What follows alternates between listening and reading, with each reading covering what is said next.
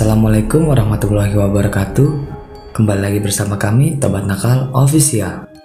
Di video kali ini saya akan menceritakan sebuah kisah misteri tentang seseorang yang terkena santet gantung jodoh. Cerita ini diangkat dari seorang narasumber yang dimana nama dan tempat sudah kami samarkan agar menjaga dari hal yang tidak diinginkan di kemudian hari. Tetapi sebelum masuk ke alur ceritanya, jangan lupa ambil posisi yang paling nyaman dan bunyikan tombol lonceng notifikasinya. Dan cerita pun dimulai.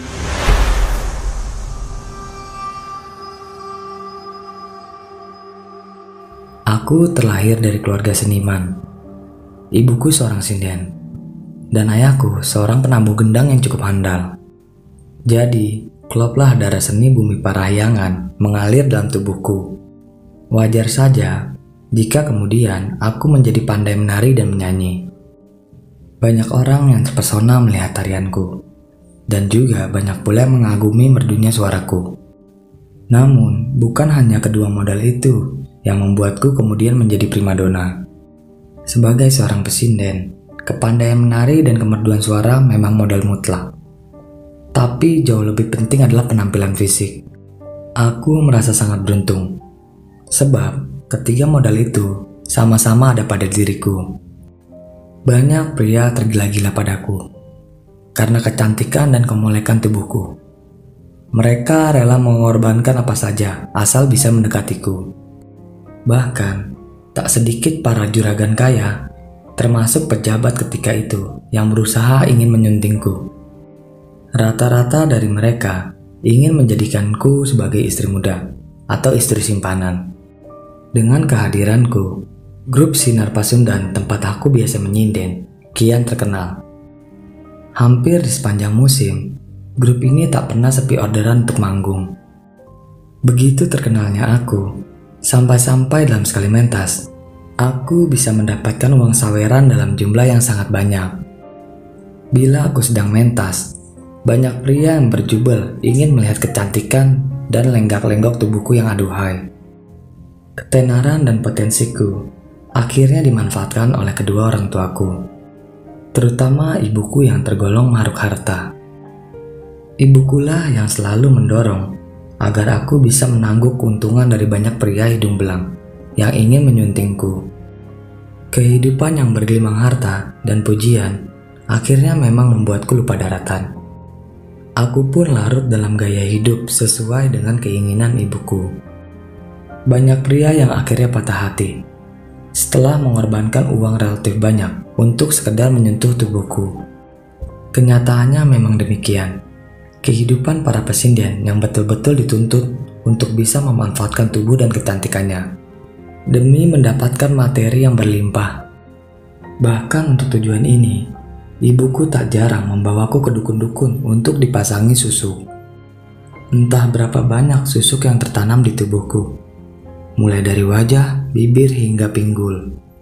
Semua dilakukan agar aku senantiasa tampil dengan menarik dan penuh daya pikat. Namun hidup seperti roda, kadang di atas, kadang di bawah. Begitulah kenyataan yang akhirnya terjadi pada diriku. Di suatu malam ketika aku tengah bertabur uang dan pujian dalam suatu pementasan, sebuah tragedi pilu terjadi kepada keluargaku. Segerombolan garong telah membantai ibu dan ayahku, hingga nyawa mereka terenggut. Ketika itu, ibu dan ayahku memang tidak ikut rombongan grup Sinar Pasundan untuk mentas. Mereka lebih memilih untuk tetap tinggal di rumah. Tepat tengah malam, segerombolan garong itu masuk ke dalam rumahku. Mereka merampok harta benda kami dan membinasakan kedua orang tuaku. Untungnya waktu itu, sebagian uang dari hasil mentas dan memanfaatkan lelaki hidung belang sudah aku belikan sawah dan kebun, sehingga aku tidak benar-benar jatuh miskin. Sejak kepergian kedua orang tuaku dan ludesnya harta bendaku membuatku sangat terpukul. Di tengah keadaan seperti ini, tiba-tiba datang juragan Lilik yang menuntutku agar segera menikah dengannya. Pokoknya kita harus segera melaksanakan pernikahan kita, Nyai. Bukankah aku sudah mengatur segalanya dengan almarhum kedua orang tuamu? Kata juragan Lilik. Aku pun benar-benar terkejut mendengar tuntutan itu. Bagaimana mungkin aku sudi menikah dengan bandot tua yang sudah memiliki 2 orang istri itu? Saya tidak mengerti bagaimana masuk juragan, ucapku. Lelaki yang terkenal paling kaya di daerah Sukabumi ketika itu tampak sangat kesal dengan jawabanku. Namun dia masih berusaha untuk sabar. Begini Nyai, seminggu sebelum kedua orang tuamu meninggal dibunuh para garong itu, aku sudah melamarmu kepada mereka. Bahkan aku sudah memenuhi tuntutan yang diajukan oleh ibumu. Dan rencananya hari Senin depan kita menikah. Rasanya aku seperti disambar petir mendengar penjelasannya itu. Bagaimana mungkin aku harus menikah dengan juragan? Sedangkan aku tak pernah tahu dengan urusan itu, ucapku. Saya tidak mau tahu soal itu Nyai. Yang penting lamaran saya sudah diterima. Dan kita harus segera menikah, titik. Suara juragan Lilik mulai meninggi. Namun, aku pun tak kalah sengit membalasnya. Urusan lamar-melamar itu adalah urusan ayah dan ibuku. Mereka tak pernah membicarakannya denganku. Jadi bagaimana mungkin aku bisa menikah dengan juragan? Juragan Lilik menatapku dengan tajam. Jangan main-main denganku Nyai. Aku tidak suka dicurangi, ancamnya. Siapa yang mencurangi juragan? Aku tidak pernah serendah itu juragan, balasku. Sebagai wanita yang sering menghadapi banyak lelaki, aku memang tidak bisa digertak, apalagi merasa takut. Baik Nyai, baik. Juragan Lilik bangkit dari tempat duduknya. Kalau kau tetap bersikukuh dengan pendirianmu, aku relakan semua harta benda milikku itu. Tapi ingat satu hal, kau tidak sudi menjadi istriku. Aku pun juga tidak sudi kau diperistri oleh lelaki lain. Camkan itu. Juragan Lilik pergi meninggalkanku dengan ancaman yang penuh dendam. Namun, aku menganggapnya hanya angin lalu. Juragan Lilik rupanya tak main-main dengan ancamannya. Setidaknya hal ini baru kurasakan setelah 2 minggu peristiwa pertengkaran itu. Di suatu malam, aku bermimpi ada yang menaburkan garam di atas kepalaku. Rasanya panas luar biasa. Aku sampai menjerit-jerit kepanasan. Anehnya, saat terbangun dari tidurku, aku melihat ada ratusan, bahkan mungkin ribuan kutu di atas bantal yang aku tiduri. Tentu saja aku menjerit-jerit ketakutan. Markona pembantuku ketika itu datang menolong. Dia pun sama ketakutannya seperti diriku. Beberapa jam setelah peristiwa itu, aku merasakan kulit kepalaku terasa panas dan gatal. Aku pun mencoba membersihkan rambutku dengan cara keramas. Tetapi, gatal-gatal itu tetap saja tak mau hilang. Aku pun menggaruk rambutku. Semakin ku garuk, rasa gatal itu semakin menjadi-jadi. Aku begitu tersiksa karenanya. Karena gatal-gatal yang luar biasa di kepalaku, akhirnya muncul koreng-koreng kecil yang bernanah di kulit kepalaku.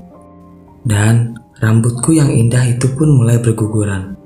Anehnya, setiap helai rambutku yang tercabut, maka di akarnya akan terlihat kutu-kutu yang berlompatan. Dalam waktu kurang dari 1 bulan, mahkota indahku berubah menjadi gundul, bahkan sangat menjijikkan karena dipenuhi dengan koreng-koreng. Akibat dari semua itu, tentu saja aku tak bisa menjalankan aktivitasku sebagai seorang pesinden. Bahkan, aku lebih sering mengurung diri di dalam kamar. Celakanya lagi, akibat kurang tidur dan tersiksa oleh penyakit anehku, tubuhku yang dulu seksi berubah menjadi sangat kurus. Wajahku yang cantik dan segar berubah menjadi layu dan pucat. Aku sama sekali tak menarik lagi. Bahkan, mungkin banyak orang yang takut melihatku. Sejak mengalami penyakit aneh ini, namaku pun lambat laun hilang dari dunia kesenian persindenan. Hingga tak terasa waktu 2 tahun pun berlalu.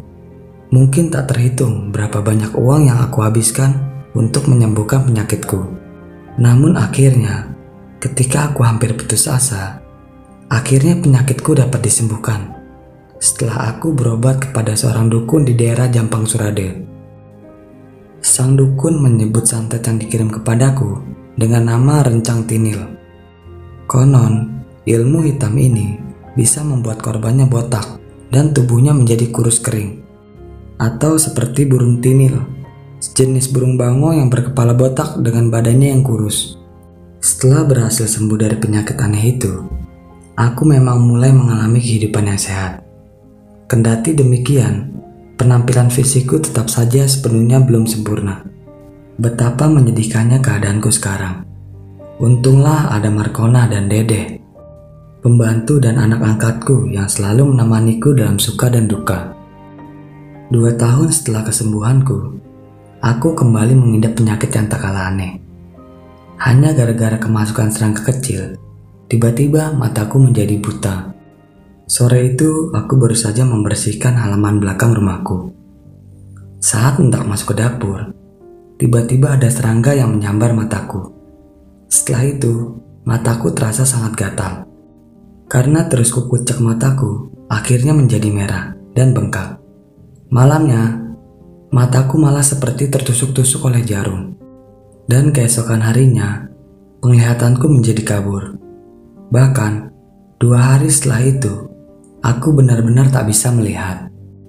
Karena menyadari hal ganjil yang terjadi pada diriku, akhirnya aku pun memutuskan untuk kembali ke Jampang Suryade, ditemani dengan Markona dan Dede.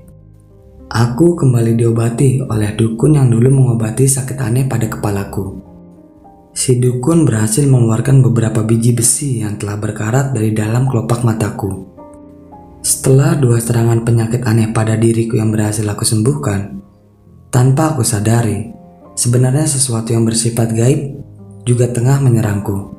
Yang satu ini sama sekali tidak menimbulkan sakit pada tubuhku, melainkan sakit pada mentalku yang diserang. Diam-diam aku mulai membenci kepada semua pria. Aku merasa tak membutuhkan mereka, bahkan tak merasa bergairah dengan mereka. Semua hal ini kuanggap biasa saja. Ya mungkin saja karena aku memang telah bosan dengan mereka, atau memang karena sebab yang lainnya. Hingga menginjak usia 37 tahun, aku tetap memilih hidup sendiri. Celakanya, bersamaan dengan itu, aku berubah menjadi wanita yang malas berdandan. Pokoknya, aku sama sekali tak tertarik untuk menggoda para pria dengan penampilanku. Memasuki usia ke-38 tahun, aku mulai gelisah dengan diriku sendiri. Mengapa aku enggan menikah? Pertanyaan ini mulai menghantuiku. Karena penasaran, akhirnya aku kembali ke Jampang Suryade untuk mendapatkan terawangan dengan apa yang terjadi pada diriku saat ini. Sang dukun yang mengobatiku terkejut dengan hasil terawangannya. Rasanya sulit bagi Nyai untuk bisa menikah, kata si dukun. Memangnya ada apa dengan diri saya, Pak? Terus terang, Nyai sebenarnya telah dinikahkan. Hanya saja Nyai dinikahkan dengan batu nisan. Penjelasan sang dukun membuatku sangat terkejut dan sulit untuk mempercayainya. Bagaimana hal itu bisa terjadi, Pak? Tanyaku penasaran. Tidak ada yang tidak mungkin di dunia ini. Hal yang kau alami merupakan hal yang telah sering terjadi. Namanya santet gantung jodoh. Caranya bisa bermacam-macam. Ada yang dinikahkan dengan pohon, dengan binatang, bahkan ada juga yang dinikahkan dengan batu nisan seperti yang Nyai alami. Saya mohon, bebaskanlah santet itu, Pak, pintaku setengah mengiba. Sulit sekali, Nyai, jawab si dukun. Santet itu bisa dibebaskan, tapi nyawa Nyai yang menjadi gantinya. Maksudnya, kalau santet itu saya cabut, maka secara tidak langsung saya juga mencabut nyawa Nyai. Maafkan saya, Nyai, kali ini saya tidak bisa menolong. Aku terdiam, duniaku serasa gelap. Tetapi, aku tak bisa begitu saja menerima nasib. Sekitar sebulan setelah menemui dukun itu, aku memutuskan menikahi Jajang, salah seorang bujang di sawahku. Tapi apa yang terjadi selanjutnya? Saat aku menikmati malam pengantin, Jajang tiba-tiba kalap. Dia seperti sangat ketakutan, entah apa yang menyebabkannya. Yang benar-benar aneh, sejak kejadian itu, Jajang menjadi gila. 1 minggu kemudian, Jajang meninggal karena terjun ke dalam sumur tua di belakang rumahku, tanpa ada seorang pun yang mengetahuinya. Saat kejadian itu, aku tak pernah bermimpi lagi untuk menikah. Yang kuingat hanya satu ucapan juragan Lilik beberapa tahun silam. jika kau tidak sudi menjadi istriku, tapi aku pun tidak sudi kau diperistri oleh lelaki lain. Ya, aku yakin juragan Liliklah yang menjadi dalang dari semua kejadian mistis yang aku alami. Rupanya, lelaki itu benar-benar sakit hati padaku dan ingin membuatku menderita seumur hidup. Dan sampai saat ini, umurku sudah menginjak 80 tahun. Aku pun juga belum menikah. Dan cerita pun selesai. Bagi teman-teman yang menonton video ini sampai habis, saya ucapkan terima kasih banyak. Dan nantikan video-video kami selanjutnya. Wassalam.